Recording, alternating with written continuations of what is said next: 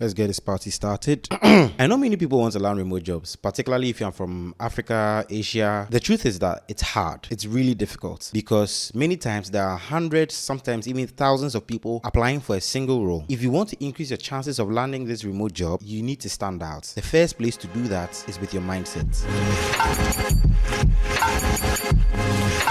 Hey, I'm Emmanuel. I'm a senior software engineer and I work remotely with a US-based tech startup right here from Ghana. And I've been doing this for the past 3 years. I started this YouTube channel to help people learn remote jobs and also break into tech. Today, we are going to be discussing 3 mindset shifts you need to have if you want to land your next job. Let's dive in. The first mindset shift you need to have, that it's not just about the number of applications you send out, but rather it's about the number of quality applications you have, high quality applications you have. Spamming recruiters or job posts with hundreds per week may not necessarily increase your chances greatly of landing the job that you want. Instead, you should aim to have high quality applications. Each application should be able to help you stand out from the crowd. Many of the people applying, some of them are also just spamming them. If you want to stand out, you need to really make sure that each application is of a high quality. How do you do that? Number one, you need to tailor your resume to the job description. To do that, you first need to read the job description, understand the requirements they're asking for, and make sure that your resume reflects the job description. Another thing that you should do is ensuring that the title of the job in the job description matches what, let's say, your experiences you may have. For example, if the company is looking for a front-end software engineer, if you've, let's say, had experience as a front-end engineer, your resume should say front-end engineer in the experience section, as opposed to something like full stack developer or web developer. You get what I'm trying to say? Because lots of companies have automated systems that try to do keyword matching to highlight those that match the job description. So as much as possible, your experiences and everything in your resume should reflect what the job description is looking for as much as possible. If that particular experience is in no way, shape, or form related, of course, you can leave it like that. You don't want to lie, for example, but you should definitely tailor it toward the job description. This will definitely take some time. So what you should do is have a base template or a base resume. That's your starting point for every job application. Then, depending on the description of the job, you make changes to match that particular application. So that's one thing that you should do. The next thing is with your cover letter. Some applications will require you to have a cover letter. The cover letter is a great opportunity to sell yourself. Do not just have a single cover letter that you send out to everybody. It's not going to be relevant. Like I said, most job application sites have automated systems that filter out many candidates. So the human will only review the best possible applications. So you need to make sure that the cover letter, it needs to be solid. You need to sell yourself very well. You need to be able to communicate immediately in your cover letter, maybe the first 2 lines, why you are the best person for the job. So if it's not through a cover letter and you are sending an email to recruiters, if you are sending messages on LinkedIn, if you are doing applications on platforms like Work at a Startup where you send messages directly to the founders, you need to make sure that the message that you send is perfect for that particular company. That will require you sometimes to research on the company, go to the company's website, see the kind of people that work there, see the kind of work they do. One of the things I did sometimes was to comment on the company's products and mention how I think that product has a future. So let's say the company is into robotics for dogs.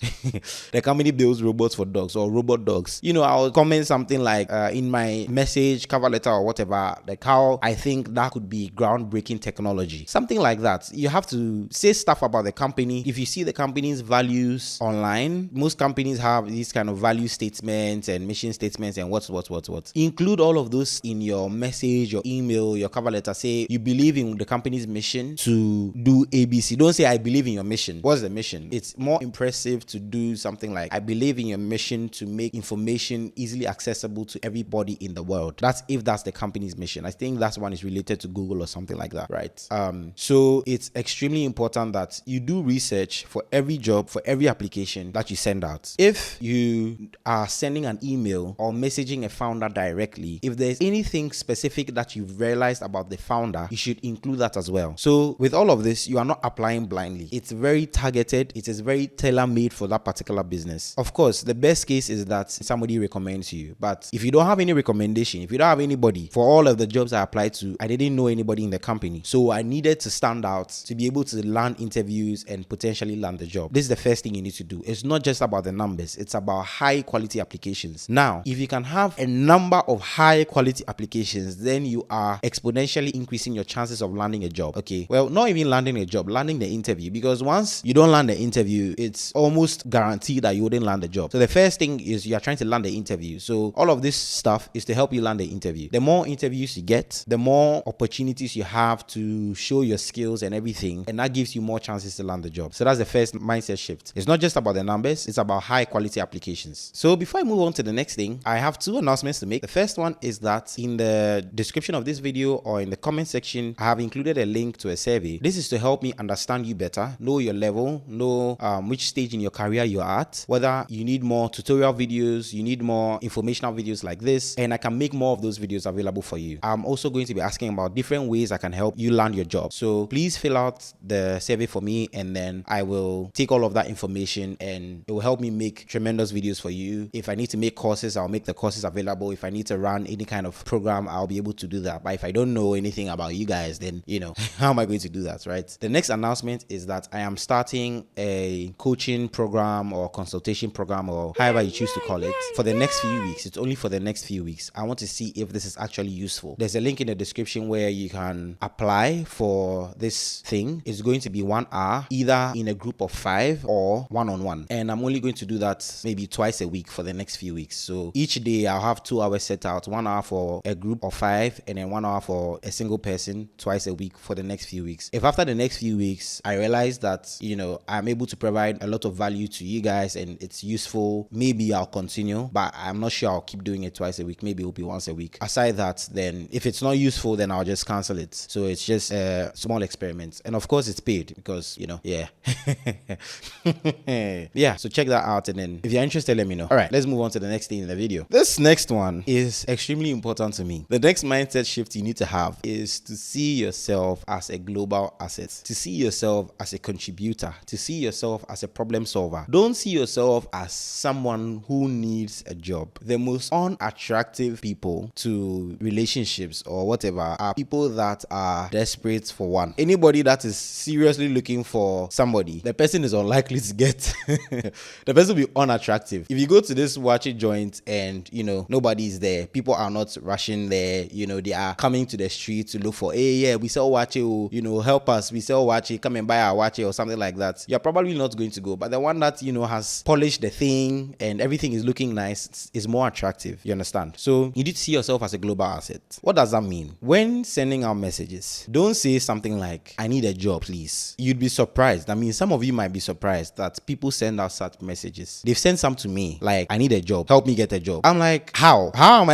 should I help you get a job? It's not a very useful way to ask for help or to ask for something. If you want a job from a company, what you need to do is communicate your value. Nobody is ever going to throw money at you. They are not just going to come in there and then just hire you for because you need a job. That's not enough. It's not enough for you to need a job. What you need to do is to communicate your value. This is how I am going to help the company. These are the skills I'm going to bring. This is my experience, and I believe that I am the best fit for this role. You need to communicate your value. To be able to communicate your value, you first need to see yourself as the solution provider, a global asset. Don't see yourself as, hey, I need a job. Please hire me. Please, just give me a chance, please. You're probably not going to get a chance. You understand? You need to be able to be confident and communicate your value. Don't just be pleading. Don't think saying, please help me, please, I need a job. It sounds polite, but it's not. It's not effective at all. Don't bother. Don't do that. Communicate your value to the job that you're applying for. Communicate your value, and it will increase your chance to actually land that job. All of this is part of making a great application or a high quality application. The third thing is remote jobs can take time for you to get one because the competition is very fierce. Sometimes you can have high quality application, top-notch application, but then there are probably 20 other people with high quality applications. So it may just come down to who applied first, who applied earlier, lots of other things. So sometimes you may not get that role, even though you've done all the good things. Understand that it can take time. So you have to think long term, own the long game. You are unlikely to just get the first job that you apply for. You might get an interview, but you're unlikely to get the first one, because the process of job application is a skill that you need to learn, and it will take practice to learn that. So you need to learn from every single application that you send out. Every time you send an application out, have a document where you keep all of the messages you've sent out to recruiters, to the emails you've sent out and everything. Go back, read the job description, check what did I not do well? How can I improve this message? How can I improve my base template or my base resume that I used to apply? How can I make improvements? Do research. Ask ChatGPT to help you. Ask Grok or whatever AI application that you're familiar with. Let it point out the things that you're missing. It's extremely important.